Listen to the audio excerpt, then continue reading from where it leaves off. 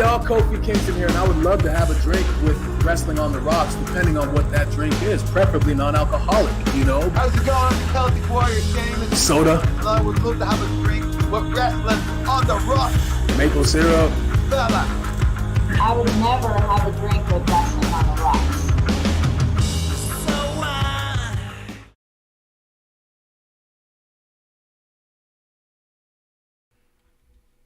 Welcome to the dive bar of the IWC. Welcome to episode 1 again of Wrestling on the Rocks. I'm at Ref Marsh. We are at WHR the show. With me today, we got Sports Beard. Say what's up, Sports Beard. Hey everybody, how's it going? Sports Beard here. And with us from the depths of the IWC, revitalized, return of the Mac, I say, we got Bishop from Terrible Wrestling Takes. What's up, Bishop? Return of the Mac. Return. What's up, brother? Thanks for reaching out once again. Beard, good to see you again, too. Yeah, you know, I've been lurking, hanging out, checking you guys out every once in a while. By you guys, everyone on our side of the IWC. Shout out to Justin and his whole gimmick over there, too. You know, just doing my own thing for a minute. Got to recenter focus, breathe properly, you know, those kind of things, take care of some things. And, hell, you hit me up and was like, hey, man, can you do it? I was like, well, can you do 2 o'clock? And you're like, fuck it, let's do 2 o'clock. So I'm here. Let's do it. Yeah, having a drink with Bishop is a good time. I will say, I know we're on a bit of a time crunch today, but the three of us in this dive bar right here know how to talk. So I feel like we gotta go quick. We're going to be rapid fire. GR Luna says, I expect serious day drinking if you're going live this early. Cheers, buddy. I see you got Zoa. Nice. I haven't tried it yet. Yeah, I actually put Terramana in my coffee for my little day drink of the day. Oh, Marsh and I can't even cheers you. It's virtually going away. I was going to cheers the Terramana with the Zoa, but it goes away. It does. It disappears at the end. Yeah, dude. Yeah, we're happy to have you. You've been lurking. You've been giving your quips online here and there, but we haven't heard from you in a while. And I thought, hey, man, come back, have a drink. No barking.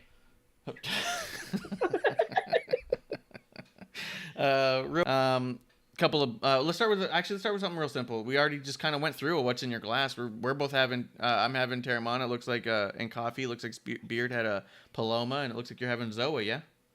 Yeah, Zoa, little lemon lime Zoa. I'm all out of Terramana. That's part of my my personal mental cleanse.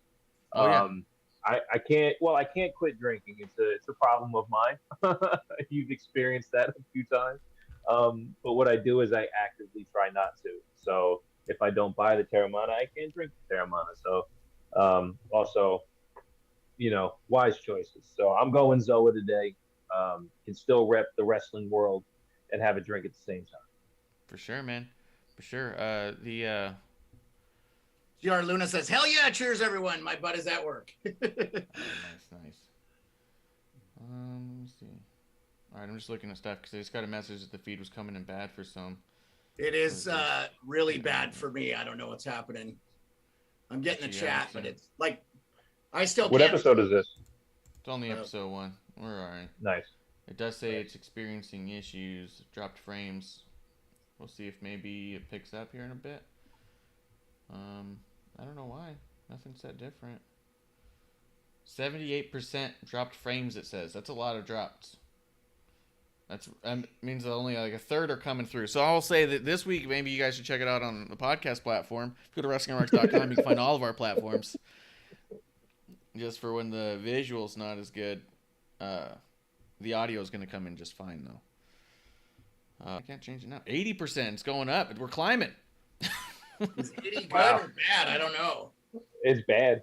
It's bad. 80% of frames not coming through. Well, if you're on audio platforms, search Terrible Wrestling Takes Podcast. I do have a backlog of almost 140 episodes. I will be back soon. Just got to create the space, the time, all that good stuff. But until then, check me out here, twtakepodcast.com/TWTs. The store will be open only for a couple more weeks. My 1-year subscription, I will not pay for again to keep the cart open. So once the store subscription shuts down, some t-shirts, I got a couple left. Yeah, you guys have them. About 5. I would have wore one today, but I felt bad that Kev was sick, so I was like, oh, I got to rock the Cucina Biz Nasty jersey, and so yeah. Well, moving on. Yeah, it's always good to take a break from drinking. We say here all the time, it's not about what you're drinking, it's who you're drinking with. And I've definitely gotten to a point in my life at different variations where I felt like the scale is tipped too far away from the drink controlling me versus me controlling the drink. And I ended up going one time. It was just shy of 2 years without having a single drink. Just to, like you said, get that cleanse. So we definitely support you in that.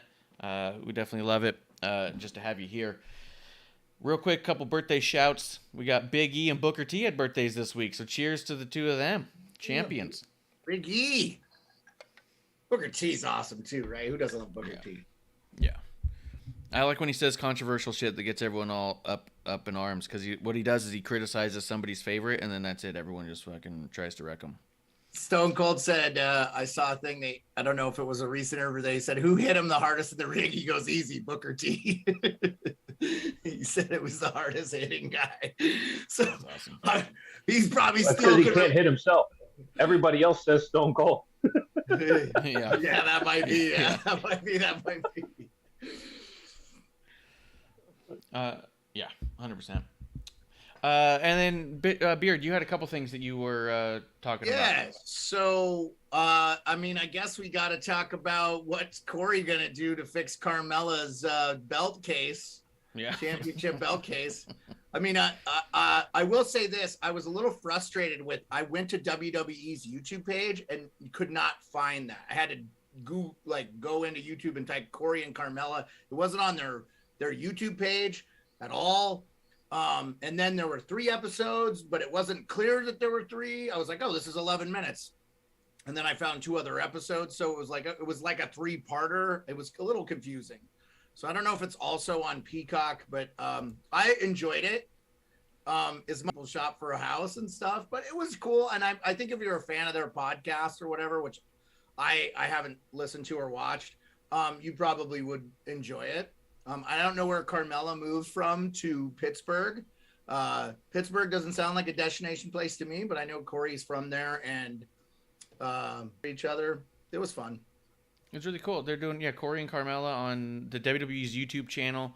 Each episode's only like 4 to 10 minutes. I want to say the last episode was 9 minutes and the first one was like 4.5 or something. Like first one was 11.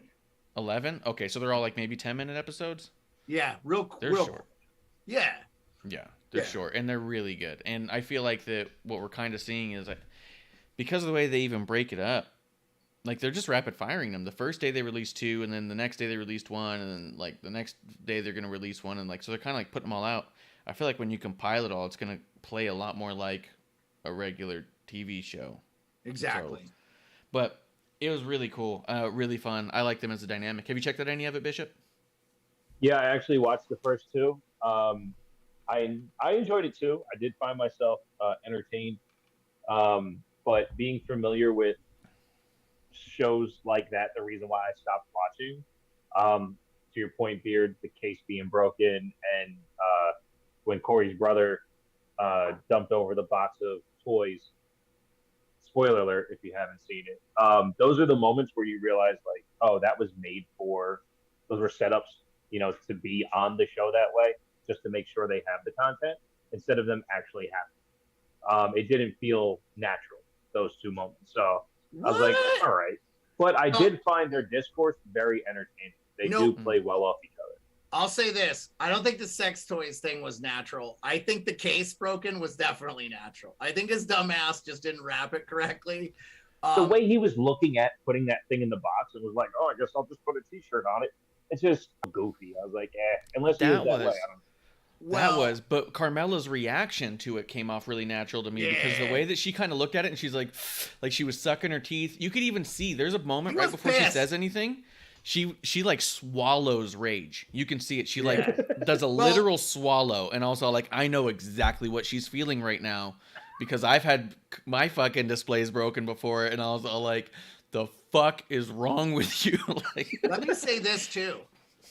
Corey Graves needs to learn to apologize. Like he didn't want to take any fucking responsibility for being a dumbass. And I'm like, Corey, I don't know how old you are, but if it's glass and you don't bubble wrap the shit, chances are it's gonna break unless you hand carry it. And you moved in the same city, so like I don't like no fucking excuse, bro. Like hire a moving company or something if you can. Bishop is a cynic. You're cynical about the whole thing. Okay. Regardless, just those two parts. Those two parts. I felt because I mean I don't know. I just doubt. You didn't think her reaction was authentic? I thought her.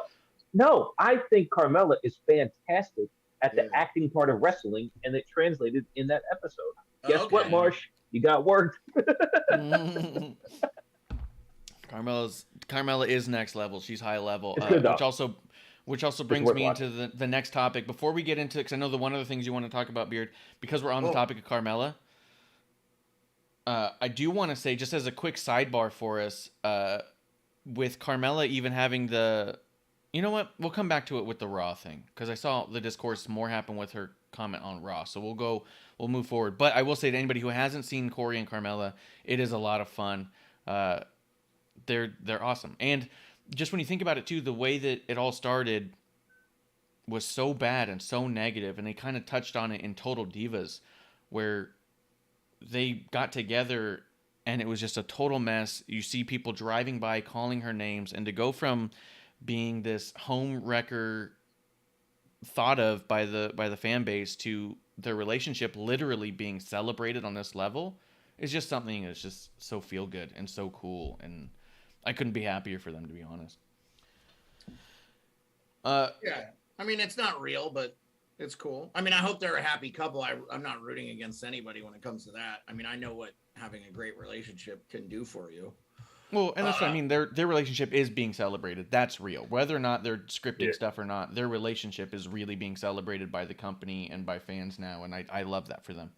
Well, and I just want to say this about that whole thing. I think it's another good way for the WWE to bring casual eyes to their thing. If you're interested in these two people as people, and whether, you know, Carmella's attractive and you watch because of that, or Corey's interesting because he's, you know, tattooed up and looks like everybody else now. But like, for me, I didn't hate it, and I'll watch it again.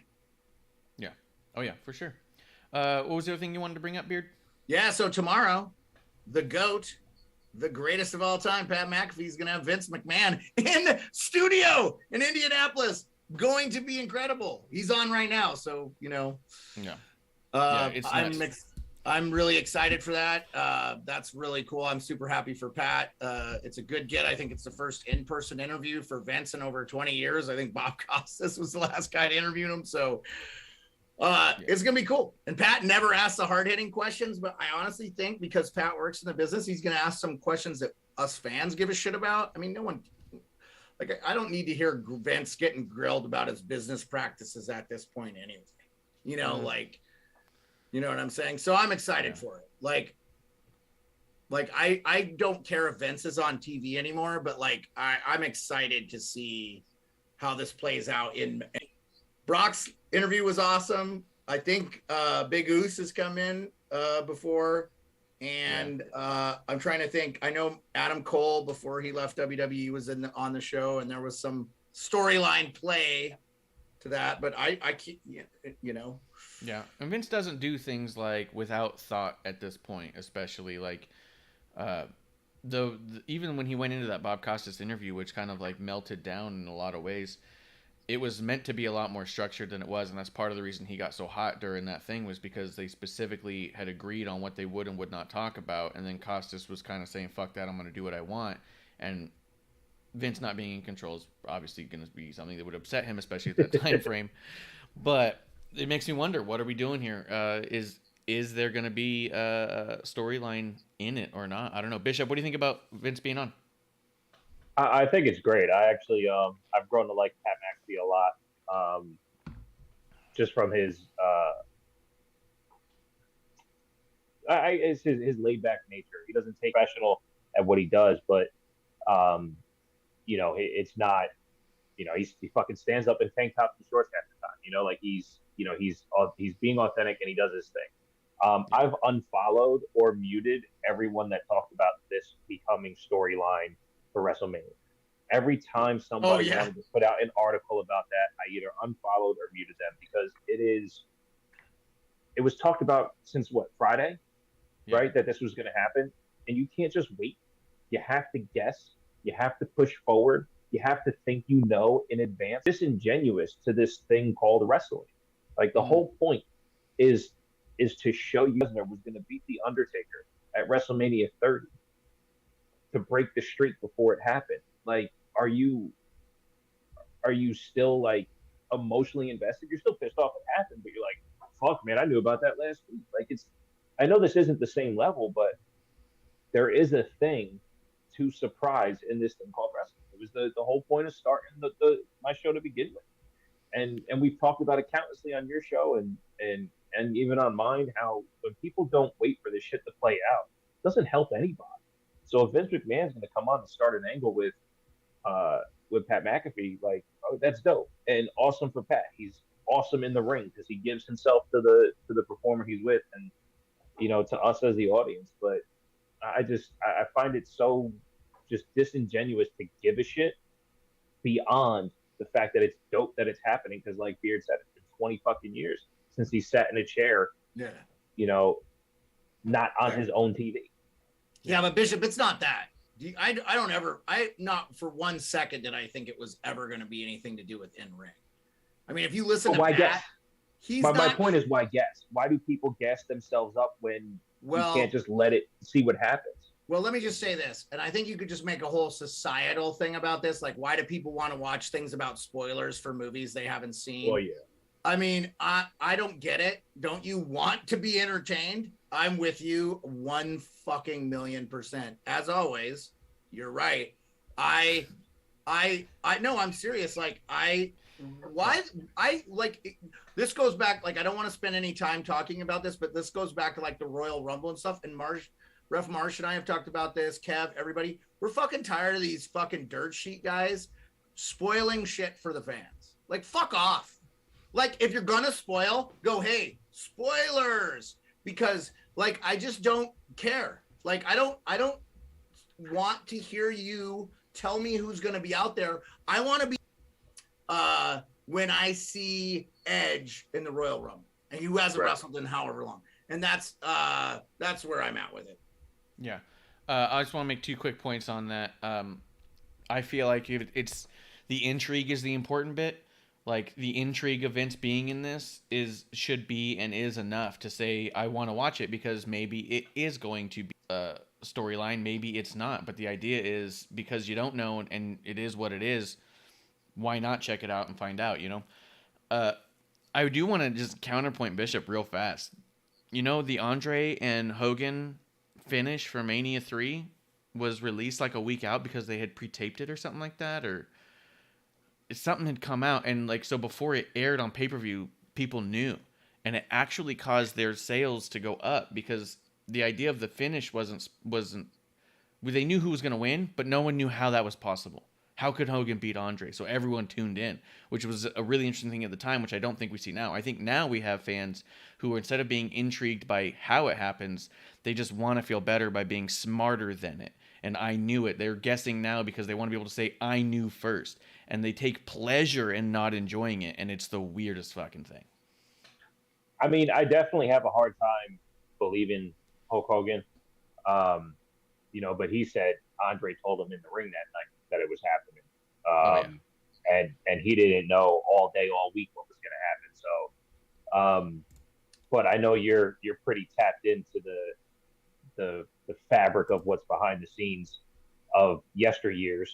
So if that was released, beforehand and it drove sales up, dope. But I don't know. I get it too. The Ronda rumors for Rumble, and I know we stood on a certain side of the fence when, especially in the case of the women, who came, like Becky and Ronda, who had babies, and when they're ready, whatever. But that article came out that WWE's pushing so hard for Ronda to get back for Rumble. And Ronda's first promo was, I knew when my baby was due, I wanted to be back for Rumble. Well, which one was it? Was her promo legit, or was WWE trying hard to get her back? She had a year left on her contract, 2 years left on her contract. So she was tied in anyway. Yeah. I hate all the speculation, man. That yes, am I intrigued? Yes. Am I going to make guesses? No, because if your guess is wrong, you're let down, or you didn't watch something awesome because you wanted something else to happen. It just doesn't make sense. Yeah, I'm with you. I just for me, I feel like it's so people. I think a lot of it is the whole FOMO thing. People they don't want to miss out, but they also don't want to tune in. So you can just read an excerpt and say, no, but I'm serious. So you know what I'm saying? I agree. No, it's funny. I just never heard it put that way. That's literally what it is. I don't want to miss out, but I don't want to actually have to be there. Yeah. You know? And be present in the moment. And I'm fucking as guilty as anybody on this is, you know, I'll be watching something and I'm on my phone half the fucking time. So I have to be like, hey, you got to put this shit down. People have said it about basketball for years. Oh, I'll just watch the last 5 minutes of a basketball game. You know, that's all that matters. You know, people hate watching baseball. I love all 9 innings of baseball because there's strategy throughout. But that's just me. I can't watch a hockey game to save my life. So everybody does pick and choose what works for them. Have you been to a hockey game? That fear of missing out, and I can't stand hockey, dude. I'm sorry. But that's why I don't talk about it with you. But no, the fear of missing out but not wanting to put in the work is, I guess that might be a societal thing as well.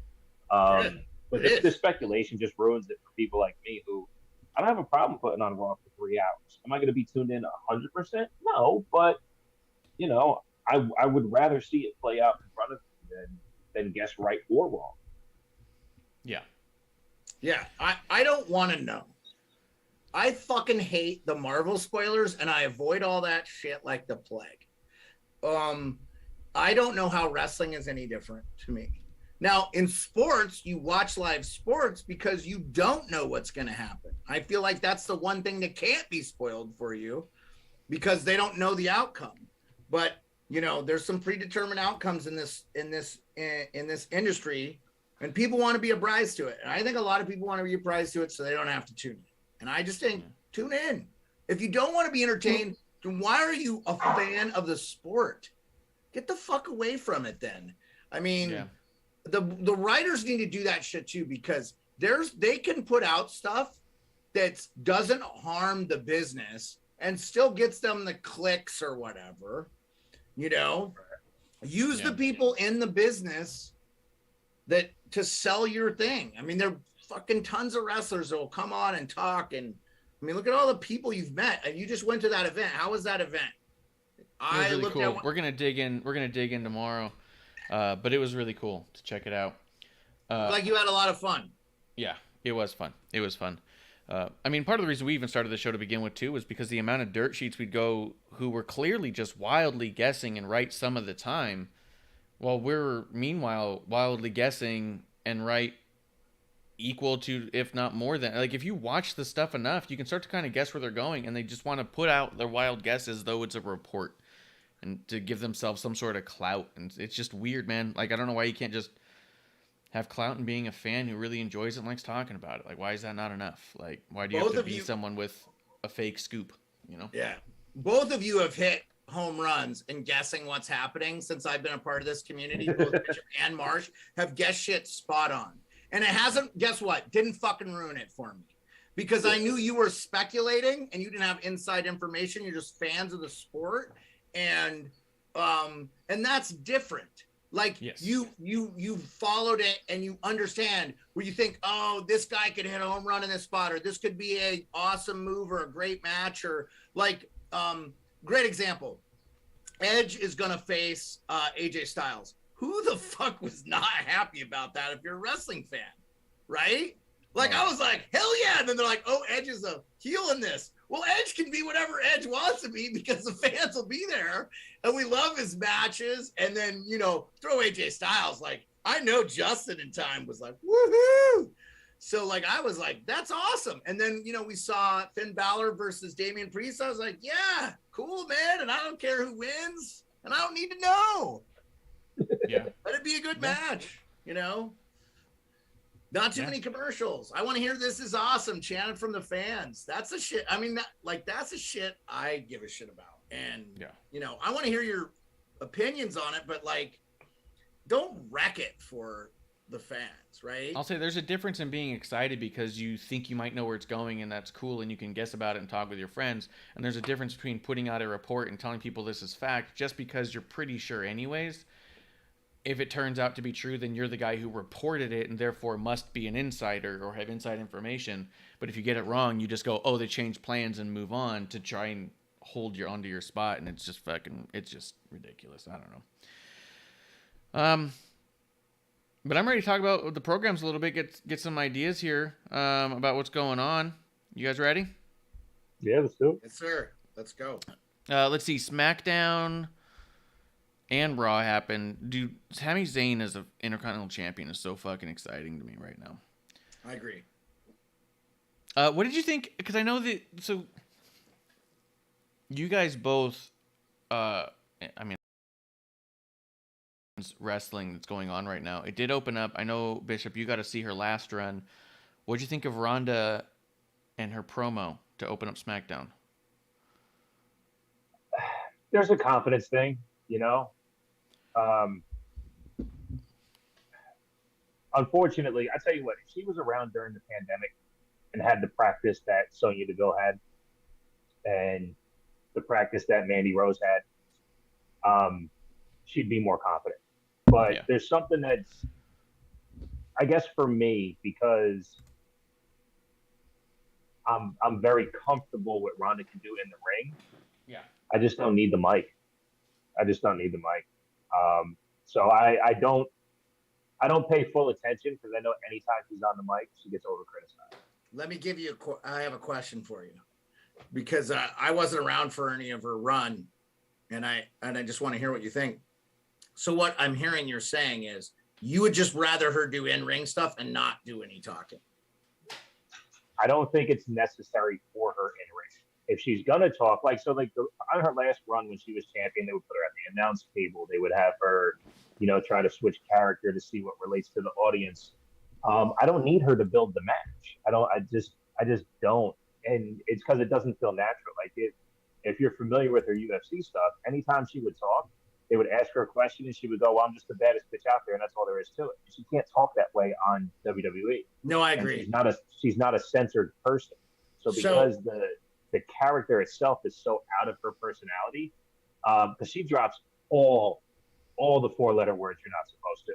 And it's just not in her to censor herself this way. So you can see the uncomfortability. Let me speak to that real quick, Bishop. I have to tell you, I fucking hated Ronda in the UFC. I cheered loudly when she got her head kicked off by Holly Holm because she was so unlikable to me. But when I learned more about her as a person, her dad killing himself, and all the stuff that she dealt with, her mom, the incredible person her mom is, I began to respect her. I still didn't like her. But I'm a fan of having her in the WWE. I've liked what I've seen from her, but you have to understand, I didn't see her previous run. I wasn't a part of that.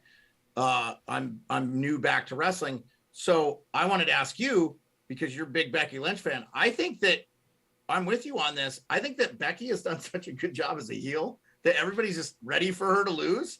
And the fans were behind Ronda without her saying a fucking word. And I think less is more. I agree, 1,000,000%. You can slide to the right again. And it's the irony is us who were there for the original run, we want the Becky Ronda match, and if Ronda beat Becky in this moment without Ronda ruining it by not necessarily representing her character well, I think we would all go, "Oh my God, that was fucking awesome." Becky got what was coming to her. But I don't, and I'm a huge Becky guy, but where the characters are and who they are as performers, I think it would be great. But no, to Marsh's original point, I never, if you go back and watch Ronda's original run, I can almost guarantee, based on your opinion of her in the UFC, you would hate it. You wouldn't like it at all. They forced her to be a main character.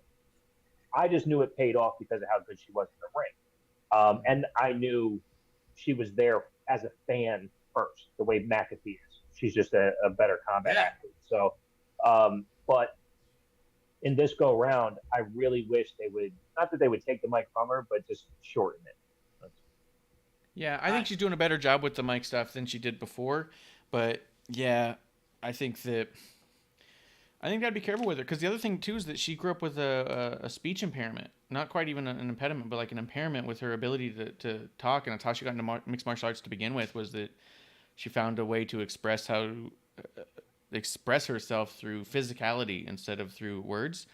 So I think you kind of lean into that, and I wonder if the nerves for her given a script and saying this is what we need you to say might be even more heightened for her than others, just because, hey, not only am I expected to perform this at this level, but I have an inability to speak clearly. I have to think extra on my words anyways. Yeah.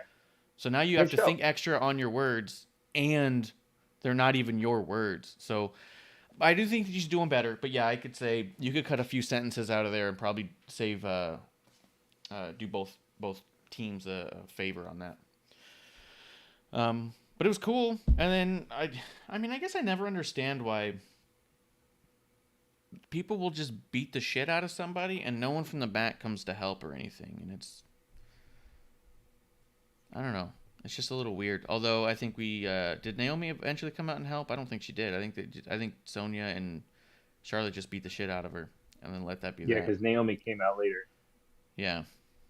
Oh yeah, that's right. Because Naomi and Sasha are doing their thing now. So Naomi and Ronda are done. They're not friends anymore. They can't help each other. Well, all that, and they don't do like single matches hardly at all unless the title's on the line. It's like almost always tag teams, which I understand. Like. But now everybody has to understand too, like, that's why they downsize these rosters, guys. Like, they're having a hard time getting the fucking creme de la creme on the TV. Yeah. So, like, they got good people and they're having a hard time. They got to do tag team matches with Ricochet and some other fucking schmedlap so we can get, so you can get them on TV. I don't fucking know. Yeah. You know what's weird too? With as many tag team matches I feel like we are getting lately, not as many of those stories are moving towards the tag team titles in any of those scenarios either. Well, and then do you think that they kind of stumbled on the fucking Kevin Owens, Seth Rollins thing? Because they're like, well, we've kind of exhausted RK Bro, so we could use these incredible wrestlers in the tag team thing. I think they made that shit up on the fly. It was like, oh, I'm like, yeah, whatever. If you're a fan, you just say fucking go with it, right? So. Yeah, my gut is that they put them together for a couple of segments, and the fan response was so high that they're all like, let's keep it rolling. Yeah. Yeah, I agree. I think exactly what you said is spot the fuck on. They're like, oh, this is doing really well. We should maybe keep this up. I think it's funny. Yeah. Let's see. New Day versus the Lethal Lovers. I mean, it was good. Oh, I like the bit Big E does the Nikita Lions and winks at the fucking at the camera. Just gives this look like, Oh, hey, Bishop, I don't think we had you. I mean, we couldn't have had you on. Just in theory, as we're talking about Big E, when I think about, because I saw you say a little something that was just so wrong, I wanted to point it out and make fun of you publicly. What, that his title run wasn't long enough? No. Terrible wrestling take. Yeah, terrible wrestling take. I want to know what you thought about. Oh, so day one happens. Roman Reigns comes ill with COVID, and no one knew that was going to happen, unless people think it's a storyline COVID, which I don't. No. I don't believe that at all. Do you think that everything played out as it was going to kind of anyways? I'll tell you this in my mind to set you up, because a lot of people are saying like they're trying to figure out like where things changed and where it didn't, and was it with the Elimination Chamber win and all that, and why would Brock get the title, then lose the title, then get the title right back? In my mind, the way I saw it play out, I think the only thing that happened here that wasn't going to happen here was that Brock took the title off of Big E early at day one. I think Big E was slotted to take the title all the way to Elimination Chamber, where he was going to lose it to Brock there. And I think the only thing we got out of it was an extra championship with Bobby Lashley, because they needed to have Brock in the Rumble to win it. So by the time you get champion versus champion, you don't have a number one contender looming about saying, but I deserve my shot, right? They had to tie up all those loose ends. To me, so you think Rumble and Elimination Chamber happen the same way? That Brock Lesnar wins the Rumble and then wins the title at Elimination Chamber? Yes, that would have happened anyways. And to me, but he wouldn't have had the match at Rumble. Correct. He wouldn't have had the match at Rumble, and he wouldn't have won at day one. He would have been screwed out of it at day one. To me, the identifier is this right here with Big E.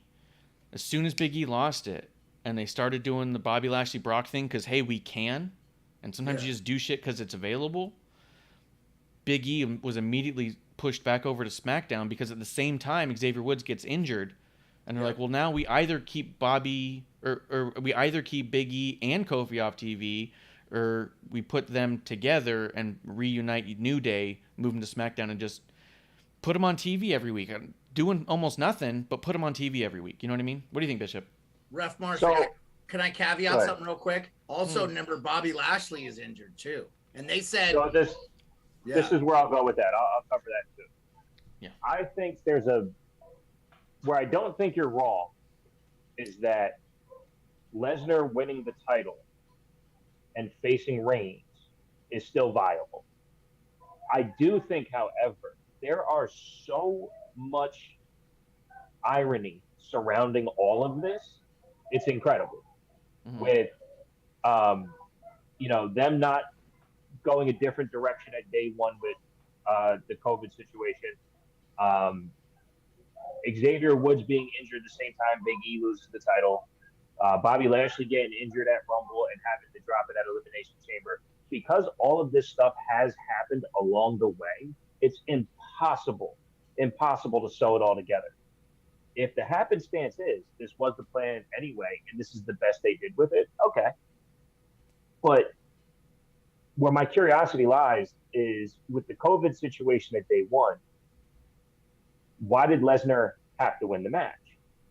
Therefore, there's a lack of creativity from day one to Royal Rumble, where they could have not teased that story at all and left it as a Elimination Chamber thing. So this is where possibly the writing staff got all flustered, didn't know how to get there once Roman had COVID.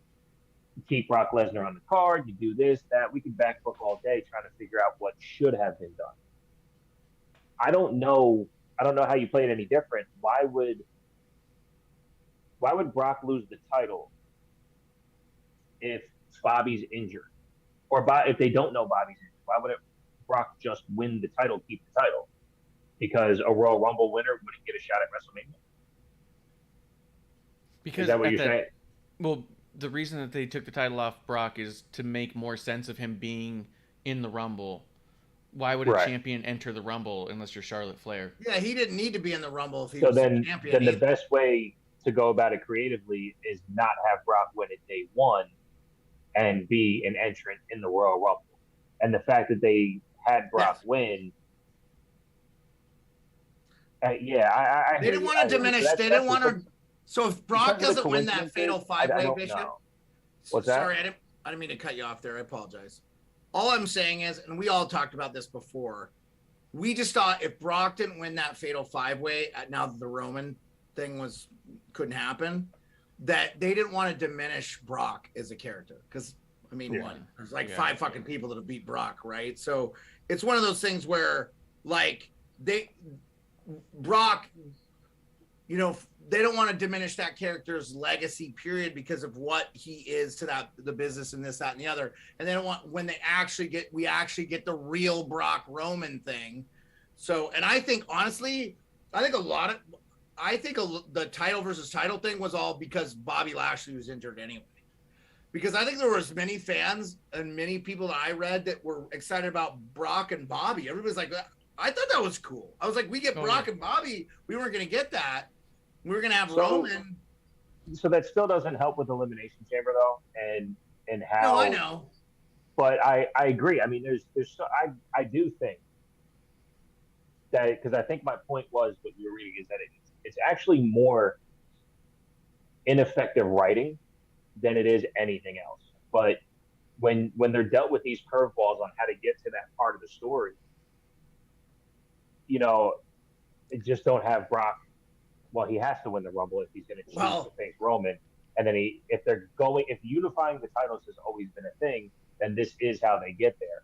But everything they did before that, unfortunately, it's enhanced the Brock and Roman story and nothing else. That's why Big E's somewhere else. With Bobby being injured, he's not, looked as a credible threat. Seth Rollins has been relegated to the tag team scene. Austin Theory looked good in selling, but is not really elevated. So, with everyone who was available for the main title scene, they're now relegated to the side because they got to do this thing that's happening. I kind of think it's interesting too, because in your mind you're saying, unfortunately, what it does is it's propped up this match. But I think that to them, that's the idea, is all along, all these steps were just steps to get Brock and Roman to be the biggest match in the history of WrestleMania. So for us, it's like, unfortunately, we don't get some of these other guys. But for them, they're kind of like, fortunately, we've made this match so huge that on the other side, we have time to rebuild a lot of these guys too. And I mean, wrestling is build and breakdown all the time. Like people. Yeah. I mean, how long has Bianca been on, quote, the Backburner? You know what I mean? And now here she is about to... I think a fair amount.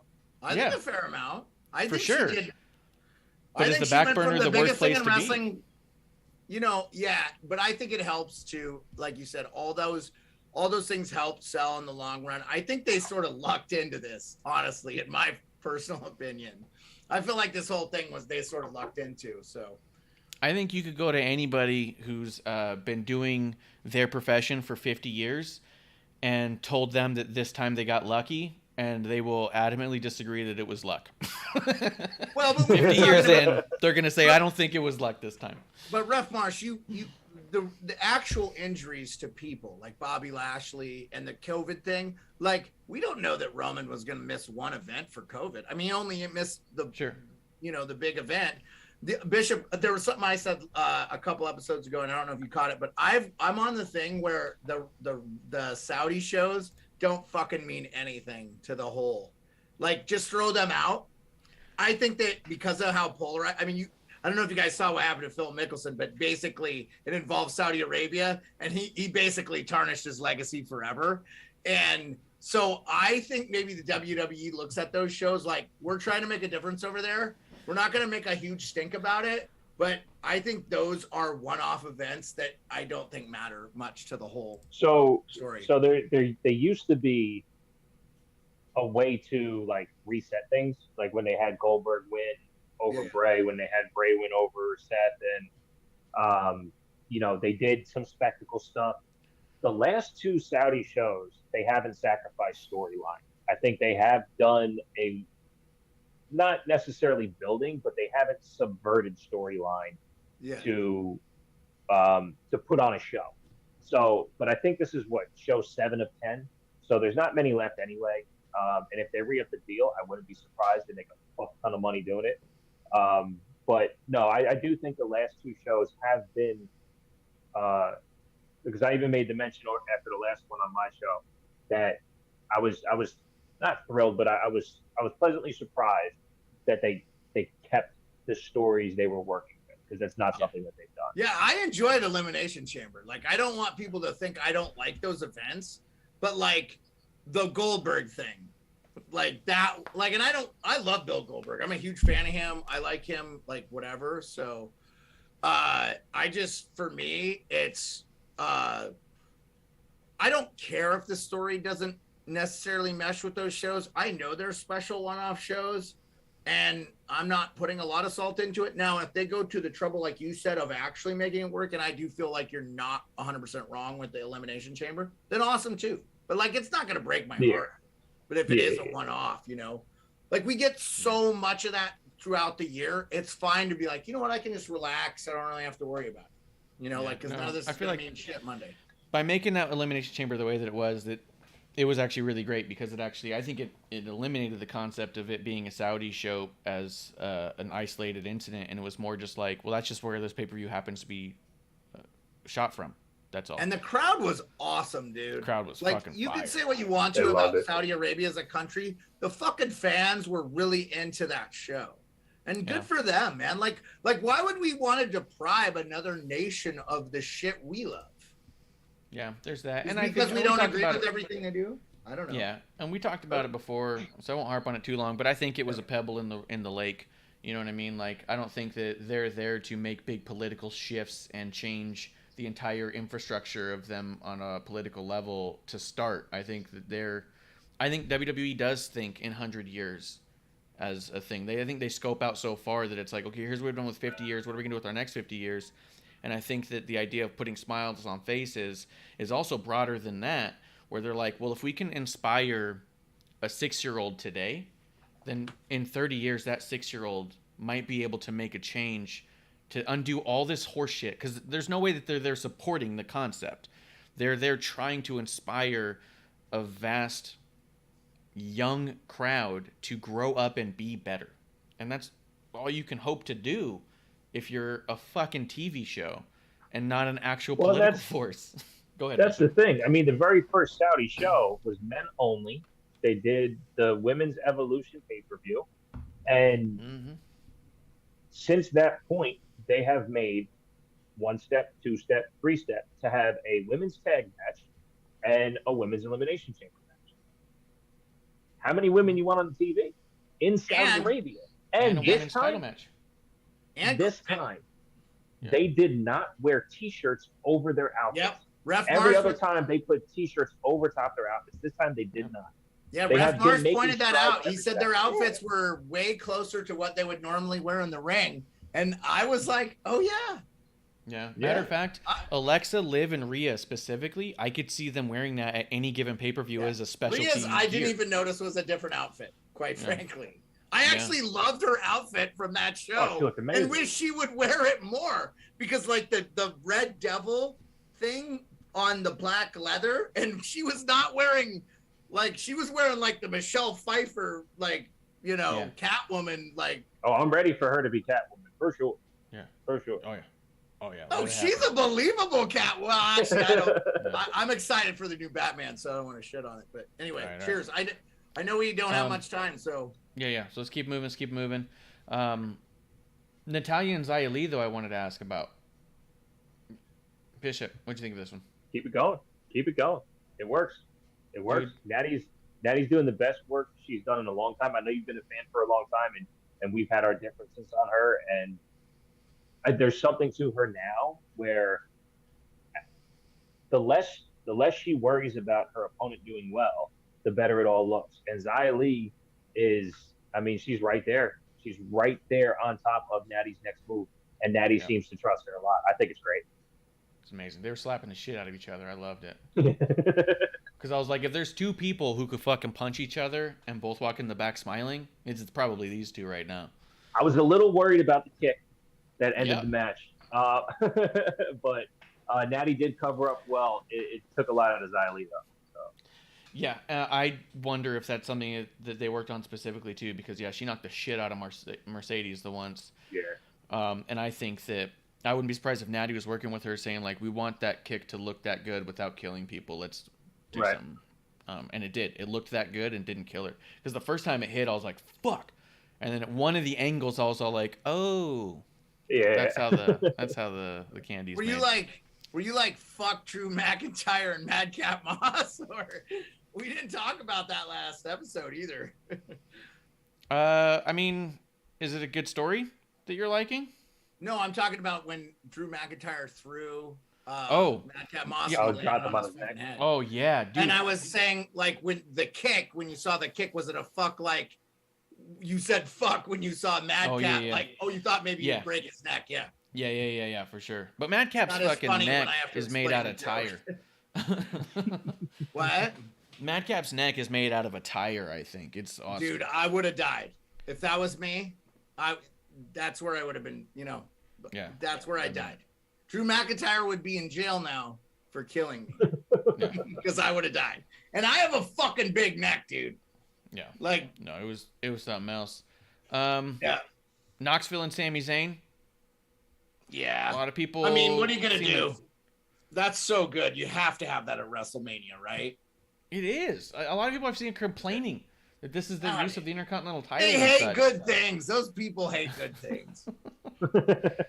I love it. It's look at the end of the day. I mean, they call themselves sports entertainment, and if you watch it for what it is, it literally is one of the most entertaining things they put on TV. It just is entertaining. Where we get in our nerdisms is it going to be a good match? Is it going to be, fucking WrestleMania 5 stars? Like, I don't know, but it's entertaining. So be entertained. What else were you gonna do? Right? Yeah, because that's the other thing too. The amount of fucking people go, well, what kind of moves can he do? Like, no, how entertaining can it be is the question. Well, think about it, right? He took the title off of Nakamura, and Nakamura's debut match with Sami Zayn in NXT was fucking incredible. So we know what the two of them can do. So if we got that match at WrestleMania, is that better than Sami Zayn and Nakamura? Or, Sami Zayn and Johnny Knoxville? Yeah, match-wise it is. Unfortunately for Nakamura, would it be a more entertaining build than we're getting now? Probably not. Yeah. And it helps promote his show. And Ref Marsh and I talk about this all the time. Are we trying to grow the sport and bring casual eyes? What's bigger than bringing somebody out from outside? The Mike Tyson thing with Stone Cold, like all these things, it's always some outside element that makes a big thing at WrestleMania. Shaq or Donald Trump or whoever, like having Mike Tyson turn on DX made Stone Cold more important than DX. Yeah, that's literally what it did. And then it just took off from there. So you're absolutely right. Those outside eyes on a grander scale. There's nothing more you can add. That's because Vince is a marketing genius. Because when Mike Tyson got out of jail, he could have fought a wet bag of paper and it would have sold a shit ton of pay-per-views. Because that's how many people were like, the baddest man on the planet. I mean, Mike Tyson was so huge, Are you sure Vince is just lucky? I'm just kidding. There are a lot of like fight historians will say he has some of the weakest like opponents, but like, dude, he was still knocking motherfuckers out in the first round. Like, you know how hard it is to knock another. Rumor was Vince was trying to sign Tyson as a boxer and be a promoter in boxing, and Tyson got swooned back away by Don King, because as you noticed, Don King wasn't a part of any of that wrestling stuff. I'll tell you what, I bet you if Tyson could do it all over again, he would have hired Vince, because Don King was nothing but a thief, and Vince McMahon would have taken care of him. Because the guys that work for Vince forever don't have bad things to say about him, which is interesting. That's a good point, too. That's a really good point, too. The people who made a lot of money go, Vince isn't so bad. People who didn't make a ton of money are all like, that dude's a scumbag. And you're like, Vince wouldn't have robbed Tyson blind. I think Vince would have been a great... Vince is a promoter. He's a fight promoter. Hell yeah, he is. Yeah.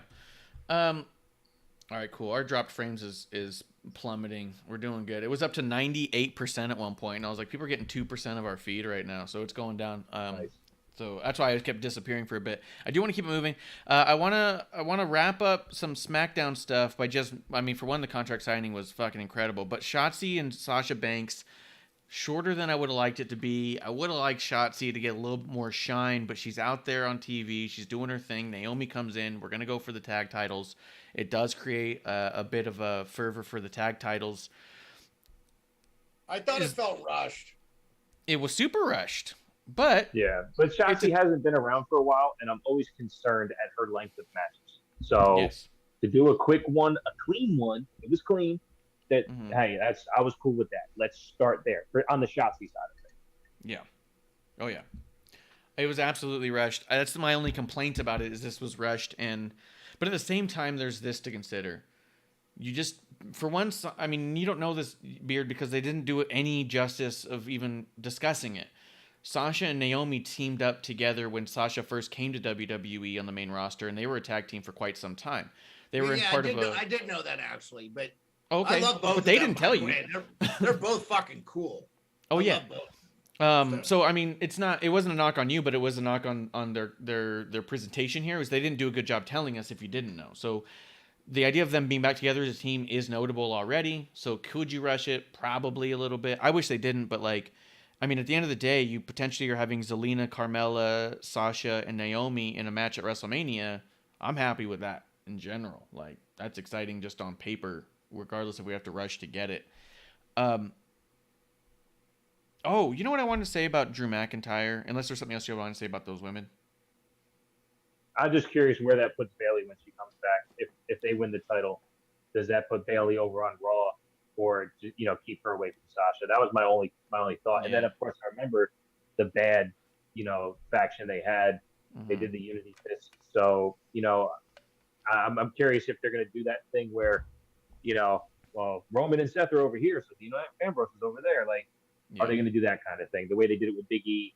And even though the three of them don't mesh, the fact that Bayley and Sasha, because Bayley got to be back soon. So, but that was it. Yeah. I know part of me is a little sad at the idea that Sasha may hold tag title gold with someone that's not Bayley. But I'm just a sucker, so that's what that is. Mm-hmm. Who are they going? What's the match? Sasha and Naomi against who? Zelina and Carmella. Oh, yeah. Yeah, they're going to win. Yeah, that's what I mean. They're gonna win, and I'm all like, it's a bummer. There's something kind of poetic about Sasha and Bayley's whole story, I did want to say this about McIntyre, the old Mac and Fart, as we call him. I mean, the greatest of all time. Yeah. So, the AI they put for him was fucking sick this week. Where like he comes in, like I'm so tired of him swinging the sword in matches. Like I think that's. No, I know. It's Roddy Piper, Hacksaw Jim Duggan. It's getting a little stickish. I get it. I think it's worse though, because Hacksaw was using a piece of wood that would hit people and clunk them.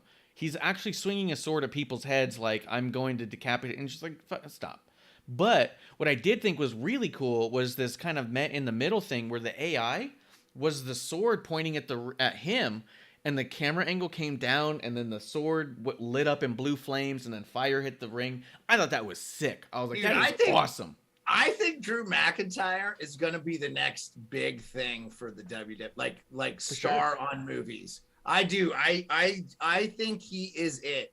He has the look. Yeah. I hope he's a good guy. I'm rooting for him. He should not fuck this up, because he's got the potential to be a huge fucking guy in like pop culture. Oh yeah, I'm gonna I think he's got all that too. This in honor of my friend Bishop, Liquid Death, straight water. Got to do some water. I think it's fucking stupid. I don't like McIntyre at all. I think it's all dumb. The sword thing's gotta go. It makes no sense. It's okay. The AI I liked. The sword itself. I mean, he was talking about the AI. It doesn't make sense. It's all murder. Like it's all. There's no, like we've talked about. There's no actual real lineage with that sword. It's gratuitous. And what do you mean? What do you mean by lineage? Real quick, because I know. What do you mean by lineage in the sword? He burned it in the beginning by saying it's Vince McMahon's sword before they did the Angela story of it. All respect to his mom, but and every time he uses the sword, he doesn't use it as a symbol of power to him, like a He-Man, I have the power thing. He uses that as on the offensive of using it, not even I'm protecting myself. Let me hear you as my penis. It's basically what he's doing. He's like, he always wields it on the offense. When he jumped into a battle royal that he wasn't supposed to be a part of, he brought the sword and was swinging it around. Like, I'm going to come here and use this sword to fuck everyone up. But he's supposed to be, like you're saying, the next big guy to do the big thing. But Bishop, do you think that maybe your past experiences with him are ruining anything future because you so negatively reacted to those things in the past? And I just wonder the problem is it's the same thing. Yeah. No, and I get it. I get it. He was on the roster once before and left, right? No, and there was a reason I wasn't there for that. No. I wasn't there all for different. I'm literally talking. And here's the thing. I liked him as a heel with Sheamus and Baron Corbin not too long ago when he faced Roman at WrestleMania. Like that was a good version of a good thing to do with his size, his stature, all that stuff. But on the babyface offensive side, his character of what this is, he uses the sword on the offensive. Yeah, it's not a babyface move; it's a heel move. I get that. So that whole presentation isn't there. If they tune it, honestly, they just take the sword away and they use just the AI, and the sword represents his strength. I'm all here for it. What are you doing? But him still having the sword is a problem because it's always used nefariously by a babyface. It doesn't make sense at all. I'd rather him be a heel and it come out fucking half red. Yeah, I understand. It would make more sense. Yeah, no, I get it. I get what you say the same thing that Marsh and Kev says. So this is not new to me. Rev Marsh and Kev, they're such huge fans of McIntyre. Marsh bought me a shirt of McIntyre. In fact, he's such a big fan. So. Yeah, but I agree. That's why I like the AI so much, because as soon as I saw it, I went, "That's what you use. That's what you need. That's the symbolism." Get rid of the actual sword. Yeah, but you don't need him actually swinging a sword. Or if you're gonna do the sword thing, go back to how the sword was before, where he puts it in the ground and walks away from it. Leave it. Don't take it to the ring. Can I chime in on the sword? Give him Connor McLeod's sword from Highlander because it fits, and tie that in. Figure out. Make a new Highlander remake. Use all the Queen music, by the way. Well, this isn't AEW. We don't just buy fucking random TV show guys and bring them on for no reason. They brought in a Cobra Kai guy who was suddenly the sensei what I'm saying, Marsh, you're kind of misinterpreting. You're misinterpreting what I'm saying, though. Let's make a remake of the movie Highlander, the original, not the other shit fucking movies. And you cast Drew McIntyre as the lead. He could pull it off. He looks like a Scot. Is he not Scottish? Is he not you could make him the Highlander. The guy. I believe he's 6'5", hairy, and Scottish. Yeah. So that's what I'm saying. Like, it would be awesome. And then bring the sword into the part of the movie. And as he comes back as a wrestler, you don't need the sword. You have it in the mythos of the movie.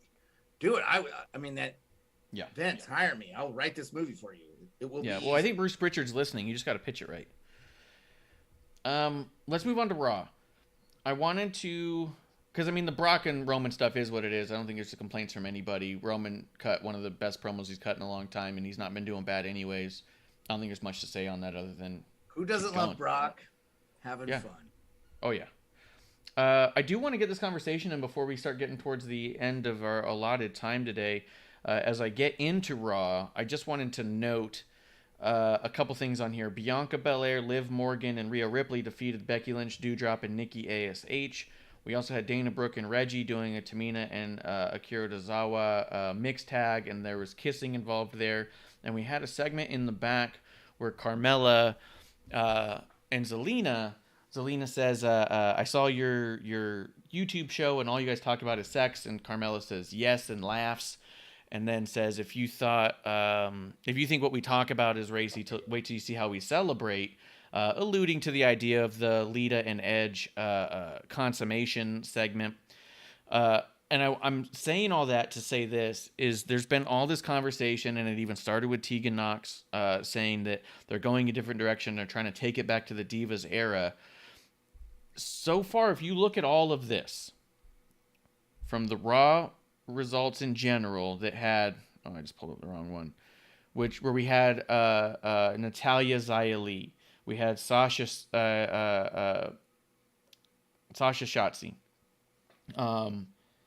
you had the Ronda, Charlotte, and Sonya stuff, and the one thing that they see is Carmella make a sex joke and look hot, and they see that Dana Brooke and Tamina have a kiss in there, and they say, yep, see, the Divas era.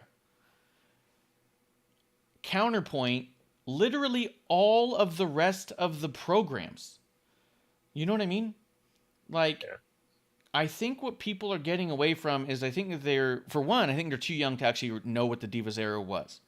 Or even prior to the Divas era when it was just the women's wrestling of the 90s. When you say Divas, I just think Jerry Lawler screaming, puppies! This is different. So that's the Attitude Era that's women? That's the thing. Those are two separate eras. Yes. And that they lump them together. The people who comment on this lump this together. Because the Divas era, even though I didn't watch much of that, that's more the Page. Panties match era. That's more the Page is the Divas era, right? Which, by the way, before that. I got to But she talk to wasn't the Paige. Divas I champion. met Paige, if you didn't know.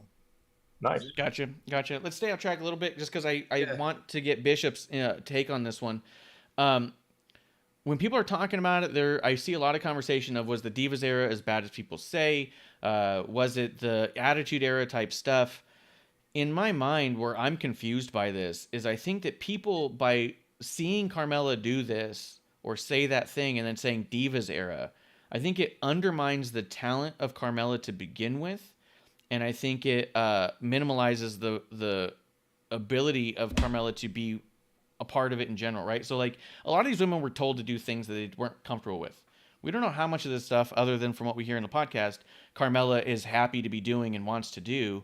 I think that what makes Carmella such a great example of this is that she is that beautiful, she is that eye-catching, and yes, she is that fucking good at every other aspect of this business as well.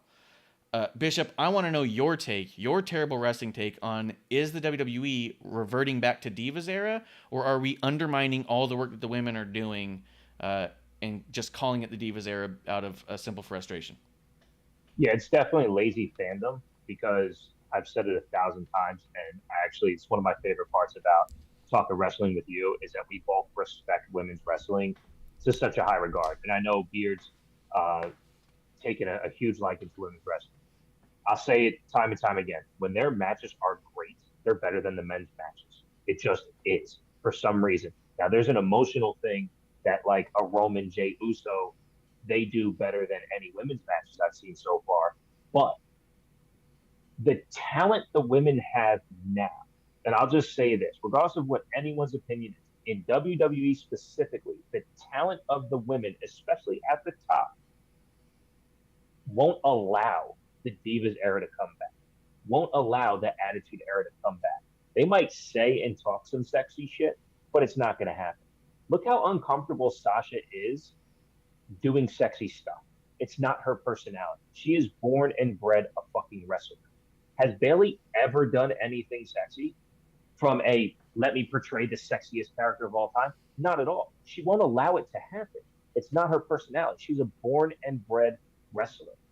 Becky's not going to do it. She doesn't have to. She's the fucking GOAT. She can talk you out the fucking building.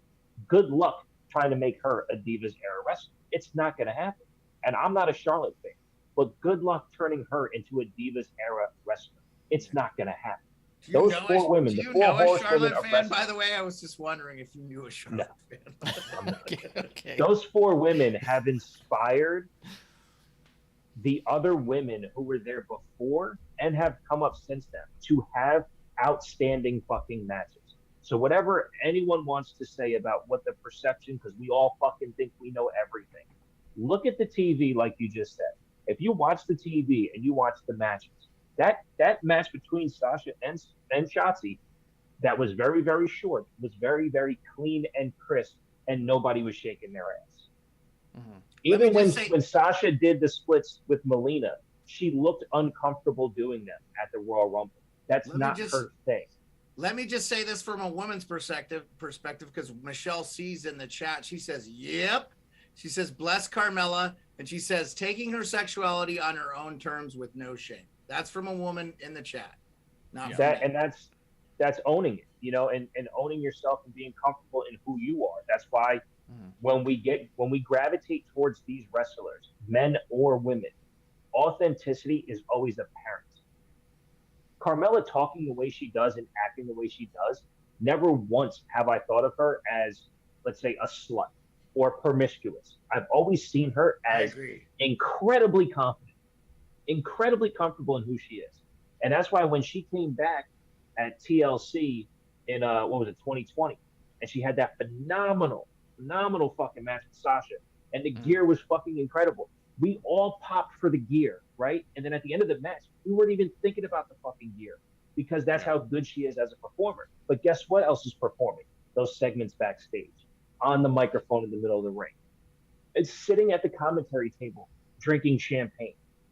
Her ability to be on screen and authentically herself, Carmella is fucking incredible. So there's no chance. There is no chance any of these women will do something out of their comfort zone because they're too talented to go out of their comfort zone. They don't have to. And I think, in fairness, with all due respect to the women of the Divas era who put in a lot of effort and worked really hard to be better in the ring, at the end of the day, the majority of the Divas era women who came through were not wrestlers or wrestling fans very much prior to. Not on a larger scale. On a small scale, there were some of them in there for sure. You had your Paiges.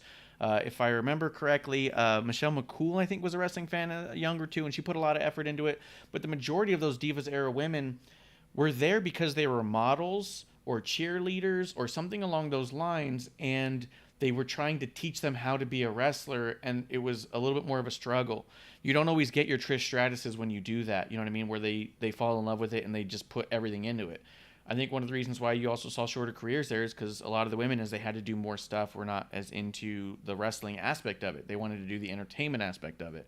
So I think that something that people are negating is that those matches in that era were short, and sometimes they were getting cut in time, and sometimes they were protecting the performers. You don't have to protect them anymore, but that doesn't mean they can't be sexy still. You know what I mean? And I think that there's a divide there where people go, oh, they're sexy, therefore they're diva. No. Before it was, they're sexy and they're not bringing much else to the table. That's what the Divas era kind of was.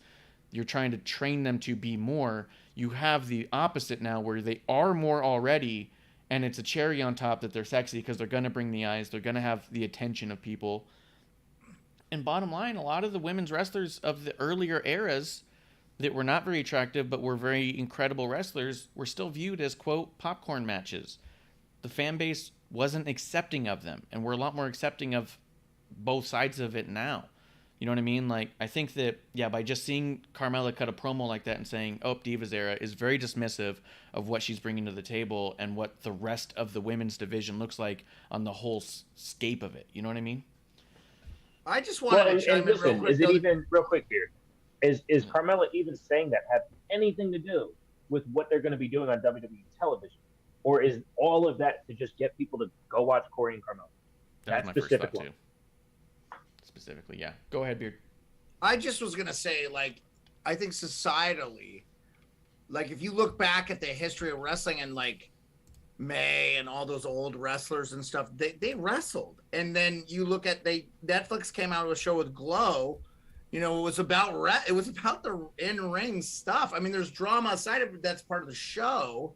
But I'm saying, like, I feel like the women have always wanted to be just thought of as wrestlers, and their sexuality is what we throw in front of it, and it gets in our way as men. And look, let's be honest. Every rock star, they never hit it big until they do the romance song, right?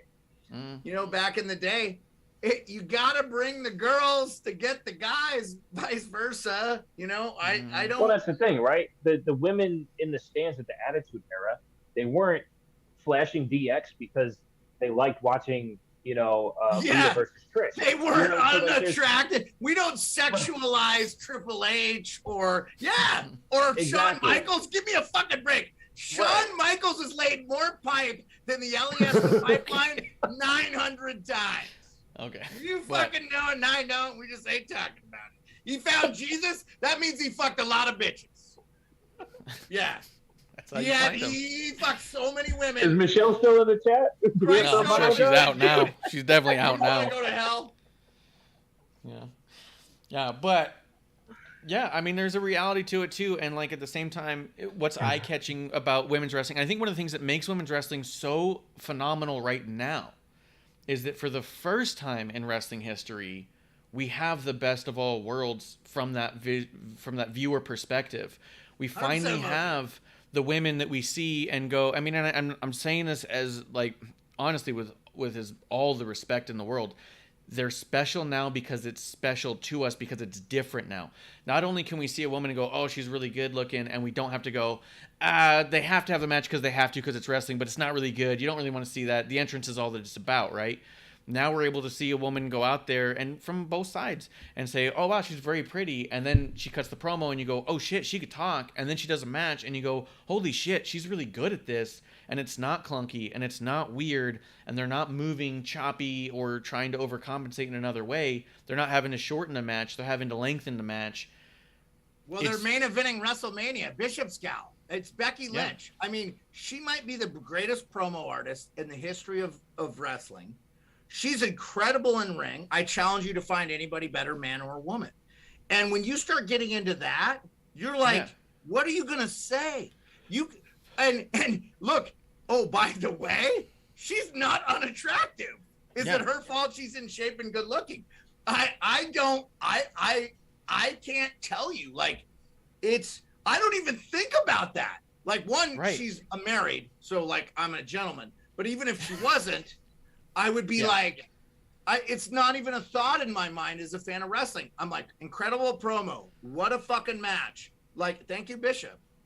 Like, those are the three things that come into my mind when with Becky Lynch. And it's because but in fairness too, because when I came back to wrestling, I was like, oh, she talks a lot of shit. But then because of what you told me, and then going back and watching some of the older stuff where she's a babyface, and then watching the Stone Cold interview with her and seeing how she came up and yada yada yada. Here's a fan of the fucking sport since she was a kid, and that's a distinction too. Like, the women are fans too, and they like the thing. That's why I love the Dewdrops. I love the Naomis. I love all the. I've said I think the women's is stronger than the men's. Like, and realistically too, because I know people will say it. Dewdrop's very pretty as well. Oh, I think she's attractive. Yeah. Oh yeah. And that's what I mean. Like, you can have like what's making it all so special right now is that we have it all. And that's she's also super athletic and awesome. An incredible talent. I also feel like I don't get to see enough of her in ring. Like, I love, and by the way, I love her fucked like so good. She's awesome. My wife was watching the other day and she goes, is everybody from another country on this show? Oh yeah. Because it was we got Dewdrop, we got Becky, and then like Nikki, and I think it was Rhea. Ridley, and I was like, Rhea, I was like, Nikki. I say but they grew up fans of wrestling. Yeah. And they got the best of the best. If that's when you know too, like, people bitch about baseball it's not going to play ever again because the owners are greedy fucks. But a lot of the Japanese kid that played this last year, Babe Ruth won 20 games as a pitcher and hit more home runs than everybody in the history of baseball that wasn't on steroids, and wasn't named Hank Aaron. It's awesome to see these incredible athletes from another world, like Australia or New Zealand or the UK, and come into the W wrestling world and be incredible. And that truly is the best of the best, right? So I mean, that's what I mean. Like, and I we're think in the that golden age of women's wrestling. And I think that we're being a lazy fandom too if we can't even just acknowledge that it is the fact that it is all that special, because it is. For the first time, we have it all, and we've always had to compromise one for the other. Not that it's bad, and not to say that you shouldn't be able to compromise good looks for good wrestling, and shouldn't be able to say that Bull Nakano was an incredible wrestler or whatever. It's just, I think the reason it's eye-catching now is because it's eye-catching now, because it's special and different than anything we've seen before. You can say Roman and Brock is different and new in a lot of regards, but at the end of the day, two dudes battling it out for a title on the main event of WrestleMania is the status quo. Two good-looking guys, strong, doing what they do is normal. There's no sexuality there. Nobody watches those and sexualizes Brock Lesnar or you. Roman Reigns. Maybe you, dude. Maybe you. That's a you thing. I'll tell you right now. There's a lot. You should check out the feed sometimes when Roman comes out. That was sarcasm, like a motherfucker. No. All right. That's Marsh. You did not catch that. That was sarcasm. All right. I didn't catch it. I was heated in the moment. And I was so flustered by the thought of Roman. I think the one thing we can all agree is that, like Beard said, we're in a golden age of women's wrestling. Yes. That, I mean, when this first started, it was hashtag give divas a chance, right? And since that moment, we've had what they wanted to label the women's revolution, the Evolution pay-per-view, the Mae Young Classic, people want Evolution. Mae Young was a wrestler. She wasn't there was nothing sexual about Mae Young. She gave up a hand. She gave birth to a hand. That's all sexual. Well, later. That was pretty hot. That was pretty hot at the time. But no, seriously. But back when Mae Young was in her prime, though, Bishop, back in the day, for sure, 100 years ago, she was a fucking wrestler. Chyna was a wrestler. Lita was a wrestler. Trish Stratus was a fucking wrestler. And Molly Holly was a wrestler. And you know what? A lot of us fans looked at them like they were fucking wrestlers and not women that we were trying to date. Agreed. Yeah. And where they had to sacrifice, we don't have to sacrifice now. There's a roster full of Chynas and Litas and Trish Stratus's and Molly Holly's. Yeah. I mean, and Rhea Ripley's incredible. If she was 20 years ago, her and Chyna would have incredible matches. Oh, yeah. Insane. She would be wrestling the men because they don't have women for her. Well, if she were a women's champion and then discard it like Chyna. Remember when Chyna was like full Chyna was like Intercontinental champion. She couldn't wrestle the women. It didn't feel real because of the what Marsh said. We're in a good spot. I don't think it'll ever happen again. Right. I don't think they'll ever go back to I agree. To sex appeal to sell a segment. And we don't need to get you into a match. The fans have already said we don't need it. Yeah. I just wanted to throw it out there because I know that I saw that criticism a lot with, especially with Raw, with Carmella's comments and the kissing. I will say that Tamina kissing Akira Tozawa was a little out of character, but it was funny. So it's like, what are you gonna do? But I didn't think at all it was the conversation of here we go back to the Attitude Era or Divas Era or whatever. Like I was like, we're minimalizing and undermining all of what we have, which is what we have is a fucking awful lot. And the reason we all love women's wrestling right now, the entire fan base, is because it's so identifiably different than every other era. And it's special because of that. It's found that balance of having it all and just trying to figure out how to make it work in every situation. And hey, if Carmella is this open about her sexuality in general and is allowing that to be a part of her character, because I saw someone else say, like, don't do the Lita Edge thing because Lita ultimately says that she wished she'd never done it. Yes. But also Lita also said that she didn't want to do it to begin with and was forced into doing it more or less, was convinced that she should do it. If this is coming from Carmella's ideas, I'm not saying that she should go in there and consummate a championship, but I'm saying whatever this idea is, wherever this playground is, seems a lot more back and forth and both sides agreeing on stuff and a lot less do this because this is what we want, end of story. So I just think that we're in an awesome spot, and I wanted to give the women a shout out, especially people like Carmella for stepping up and being the face of that in a way, Real quick, Ref Marsh, because I never got to hear his opinion, but Bishop, what did you think of Lita and Becky Lynch? I thought that was such an incredible match. My first thought watching it was Lita was really trying to get her ring speed back. It was she was putting in an effort. It really felt like Lita was really trying to get there. And as soon as I was done complaining about that, they finished really, really strong. So I had fun watching it. I thought it was the best match of that thing too. I loved it. I actually loved the Goldberg Roman one a little bit more. I thought it was one of Goldberg's best matches. It's top 4 for me. It might be 2 or 3, but definitely no lower than 4. And I thought the women's chamber match was fun too. Okay. But no, I thought it was unfairly criticized, Lita and Becky. I loved it. I didn't read any criticism about it because I liked it. So I wasn't having any criticism about it because I liked it. Well, no, but I'm not actively looking for other people's opinions outside of like Bishop or. Well, I challenged everyone who was like, "Oh, that wasn't that great." After I watched it a second time, I go back and watch it a second time. I thought it was a great. Lita's like, dude, maybe it was when you look because at the pacing. I think it's fair. I think it's fair if you look at the pacing to go, okay, Lita hasn't wrestled in 20 years. This is proper pacing.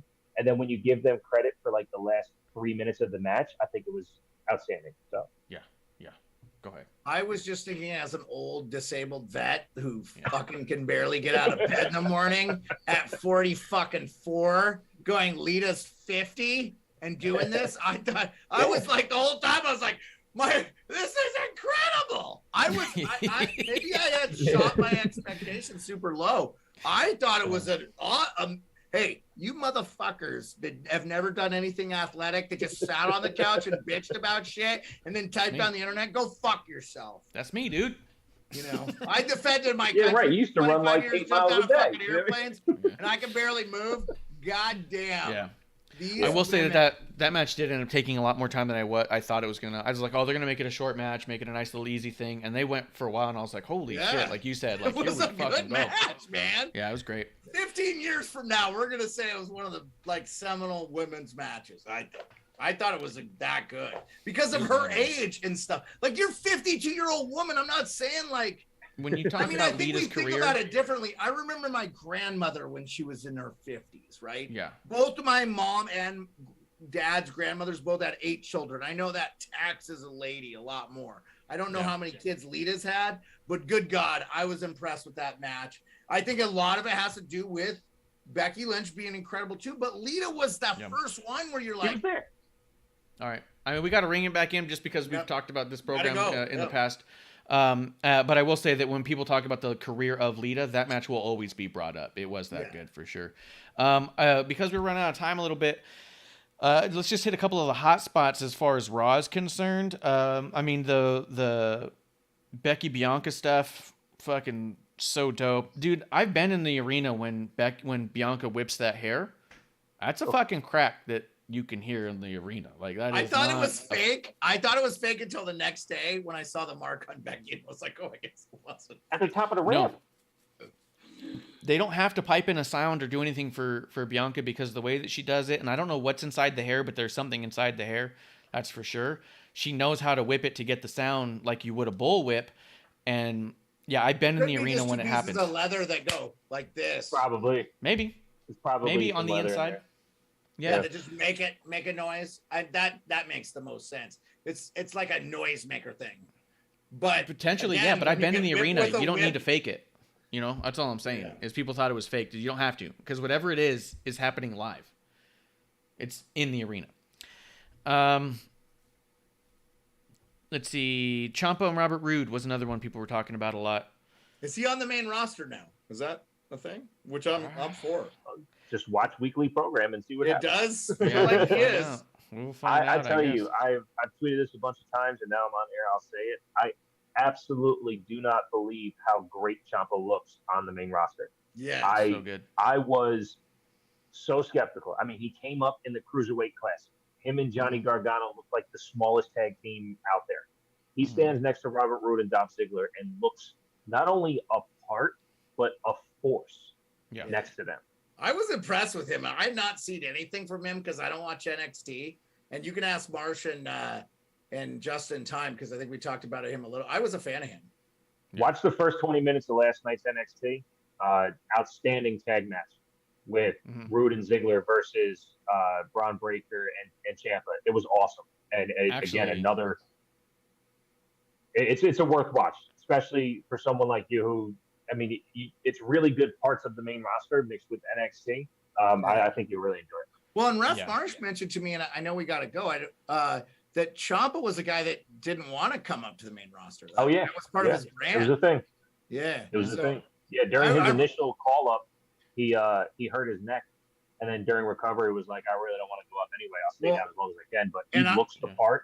And then he even commented on the Change of Theme song and was like, I'm ready for this moving forward. Yeah, he loves it. I saw that. They were ripping it, but he was like, I love it. Real quick, because I thought he was like a failed MMA guy because of his look. Ref Marsh was like, no, look him up. And I read it. I was like, he's a through and through wrestler the whole time. Oh, yeah. I was like, oh. And look, I love MMA. Like, I'm going to watch Masvidal versus Covington.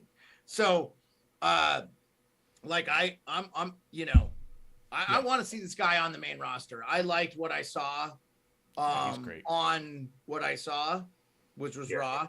I know it's been a couple times now. I hope he becomes a permanent party. Yeah, 100%. Oh, and I saw Justin Time from the In Time Wrestling podcast give a lot of shit to the Tommaso Ciampa winning with a roll up.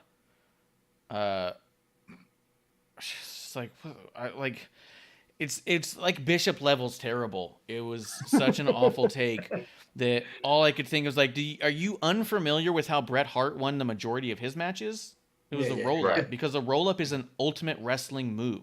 It is getting Justin one over may not be familiar, dude, because a lot of these if he's not familiar, he's off the show. Body weight on that. Well, he might be born in. He might be the most effective way to pin people. Yeah, the roll-up is a wrestling maneuver like the crucifix pin. Like the fact that Becky beat Ronda with the crucifix was specifically because it's a wrestling maneuver that is a pin. The roll-up is a getting one over on your opponent. It's that getting their shoulders on the mat just long enough. It's the outsmarting, outwinning, and out-technical wrestling maneuver. A finish isn't an out-wrestling thing. Doing a super kick and pinning them is just a power thing. The roll-up is a technical wrestling win. I beat you because I was smarter than you for 3 seconds, and that's all I needed to do. It's how Owen beat he wants Brett. everyone to be beaten to a pulp, to a definitive win, to where, the match is over. But Yeah, I don't know. I loved it. I think Ciampa's awesome on the main roster. I can't wait to see what happens. He's amazing, and Justin needs to check himself. 100% emoji for a Bishop. I'm fucking with it. I love you ripping on Justin because we're always very positive to Justin. I love that dude. So I got to rip on him. Let me see. As we're winding down for sure, they put the U.S. Championship on Finn Balor. I love that that Finn Balor and Sami Zayn have titles now right before WrestleMania because there's two people right there who we were unsure of how they were going to be utilized in WrestleMania to begin with. Sami, we had a little bit more of an idea of like, hey, maybe a celebrity matchup. It might even end up kickoff. Who knows? But now with gold on both of them, so fucking excited because if there's something we know about those two dudes, it's you put a big stage and them on it and they will fucking deliver. I'm super so I don't even know who he's going to go up against, and I kind of don't care because whoever it's going to be fucking incredible. Yeah, like Bishop, I said, was anybody disappointed about fucking,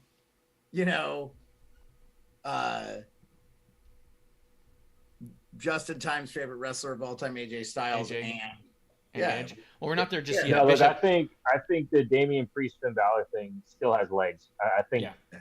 Finn Balor can bring a little bit more out of Damian Priest, something that we need to see, kind of like when Priest went against Nakamura. So I would like to see this go to Mania, and we get a really nice, 9, 13 minutes. Because, they won't get a lot of time because they're newer in the story. But if we get something similar like we did on Raw, just with, that main event, not main event, but the main event pay-per-view kind of feel. That big pay-per-view feel I'm trying to say. So if we get a WrestleMania caliber match out of the two of them, I'm cool with that. Well, here's what I think is going to happen. Because we got the title off Damian Priest, it only makes sense because of the big show tomorrow at the Pat McAfee show.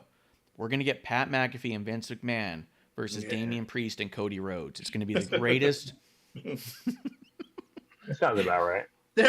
Dude, Pat's not been training, and he will tell you. He's the first to tell you, I watch his show every day. He's not wrestling, but I will tell you, I was because I did go watch Bishop. If you didn't know, I watched the Adam Cole stuff post and was so amazed by the shit he pulled off in the ring.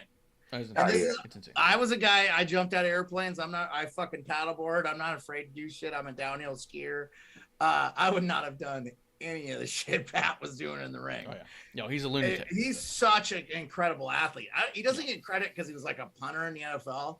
I love the guy. He's awesome. Well, he doesn't get credit because he wasn't like a real team member. Like he was just a kicker. Like that's. I would have been on this. Doesn't get it.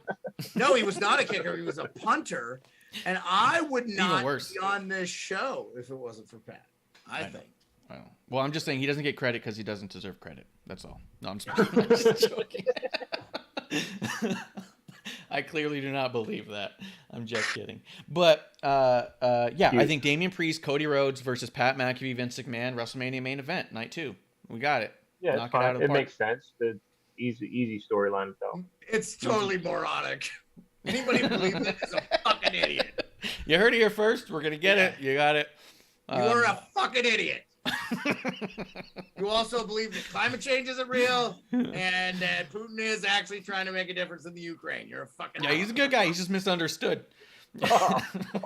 Beard's like, with all due respect, stupidest fucking thing out of the stupidest fucking person. News or CNN or whatever the fuck you watch. You're done. Now let's wrap it up though with some quick fire. Edge and AJ Styles. You want to talk about feeling rushed? This feels a little rushed. However, don't fucking care, because if we're actually getting AJ and Edge, I'm fucking into it. My only concern is that Edge did the concerto on AJ 3 times? That's a hospital angle Are we going to play that AJ's going to be ready to wrestle? Or are we going to play that like, I don't care if I'm ready or not? Are we going to do an unsanctioned match maybe? Or is this the way to tease it and murder AJ so we can get Edge versus Cody Rhodes and Vince McMahon? Triple threat. Look, if it wasn't for Finn Balor winning the title, that's the match I wanted. I've wanted it since Edge won the Rumble. I want Edge versus Finn Balor. That's the one I want. The Demon. I will take Edge How about versus Edge versus the Demon? Yeah, the Brood versus the Demon. He'd come up with Brood music and everything, do the whole thing. Yeah, absolutely. Oh my God, absolutely. I would love that. But that's why I don't fantasy book, because you love that idea. AJ Styles versus Edge it's a perfect match to have. It's a perfect match to have. They're going to take really good care of each other. It's going to be two senior citizens having a fantastic fucking match, and nobody's going to care because it's going to be fucking awesome. And if I'm not mistaken, AJ hasn't had a bad match at WrestleMania, so cool with me. Yeah. I mean, his match with Shane was awesome. His match with Jericho was awesome. His match with Nakamura was completely misunderstood and awesome. So, I mean, I think that the Shinsuke match was awesome, but I think the problem is that everyone just wanted to run it back, like, and we just didn't get to really. Like, I think it's what it was. Yeah. I think we all wanted a championship match. Yeah, but it was great for what it was, for sure. Rochambeau for the championship. I am in on that. Let's Rochambeau. Yeah.